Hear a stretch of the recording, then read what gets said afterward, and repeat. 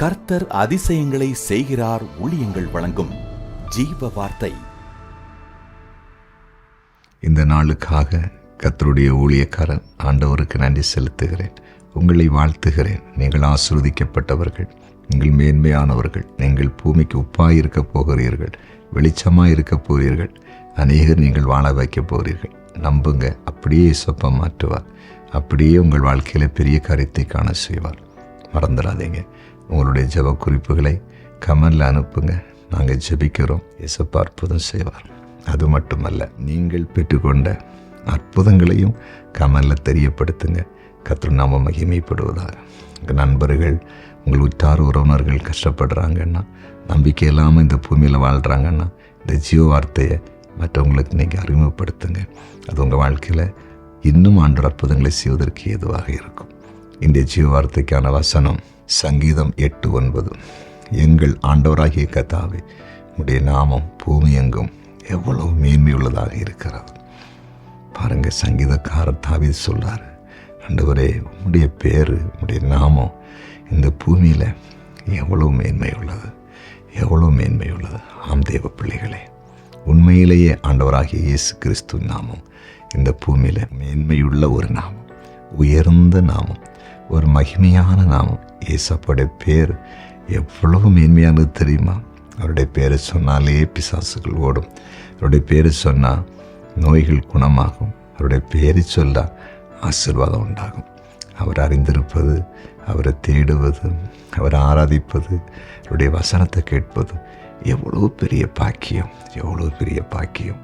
மறந்துடாதீங்க. அப்போஸ்தலனாகிய பவுல் ஒரு நாள் இயேசுவின் நாமத்தை பயன்படுத்தி ஒரு பிசாசை துரத்தினார், ஒரு குறி சொல்லுகிற ஆவியை துரத்தினார். அது உடனே விலகி போனது. அந்த நாமத்தில் எவ்வளோ வல்லமை இருக்கிறது, எவ்வளோ மேன்மை இருக்கிறது. தேவ பிள்ளைகளே, கலங்காதீங்க. இயேசப்பா நல்லவர், அவர் பெரியவர். அவருடைய பேரில் அற்புதம் இருக்குது. நீங்கள் அற்புதத்தை பார்ப்பீங்க. இயேசுவின் நாமத்தில் உங்கள் வாழ்க்கையில் அற்புதம் நடக்கும். அந்த மேன்மையுள்ள நாமத்தினால, அந்த உயர்ந்த நாமத்தினால நீங்கள் பெரிய காரியத்தை காணப்போகிறீர்கள். இன்று முதல் காணப்போகிறீர்கள். விசுவாசிங்க. உங்களுக்கு அடியேன் ஜெபிக்கட்டுமா? ஜெபிக்கலாம். எங்கள் அன்பு தகப்பனே, உம்முடைய நாமத்திற்கு மகிமை உண்டாகட்டும். இந்த பூமியிலே உம்முடைய நாமம் எவ்வளவு மேன்மை உள்ளது. அதை உம்முடைய பிள்ளைகள் அறியட்டும், காணட்டும். நேர் கிரியை செய்ய ஆண்டவரே. இந்த பூமியில் இருக்கிற எல்லா நாமத்திற்கு மேலாக, எல்லா பேருக்கு மேலாக உம்முடைய பேர் மேன்மையானது, உயர்ந்தென்பதை நிரூபியும். கண்ணீரை துடைத்திருங்க, வியாதிகளை சுகமாக்குங்க, பிசாசன் கட்டுகளை உடைத்தறியுங்க, சமாதானத்தை கொடுங்கப்பா, பிரிவினைகளை அகற்றி போடுங்க, செழிப்பை குடும்பங்களில் தாருங்க ஆண்டவரே. அப்படியே செய்கிறீர், அதற்காக ஸ்தோத்திரம். இன்றைக்கு பிறந்த நாளை காண்கிற ஒவ்வொருவரையும் உடைய ஊழியக்கார ஆசீர்வதித்து ஜெபிக்கிறேன். ஆசீர்வாதமாய் அனைவரையும் இருக்கட்டும். திருமண நாளை காண்கிற ஒவ்வொருவரையும் ஆசீர்வதிக்கிறேன். ஆசீர்வாதமாக இருக்கட்டும். அரசு பணி செய்கிறவங்களை ஆசீர்வதிங்க.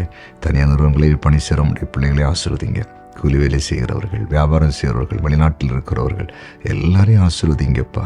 எல்லாரையும் ஆசீர்வதிங்க. குறிப்பாக பிஸ்னஸ் பண்ணுற உடைய பிள்ளைங்களை அளவில்லாமல் ஆசீர்வதிப்பீராக. படிக்கிற பிள்ளைங்களை ஆசீர்வதிங்க ஆண்டவரே. கமெண்டில் ஜெப குறிப்புகளை அனுப்பியிருக்கிற ஒவ்வொருவருக்காக ஜெபிக்கிறேன். அற்புதங்களை செய்தருளும், அதிசயங்களை செய்தருளும், சாட்சிகளை எழுப்பும். நீர் அப்படி செய்கிறதற்காக நன்றி. இயேசுவின் நாமத்தில் பிதாவே, ஆமென்.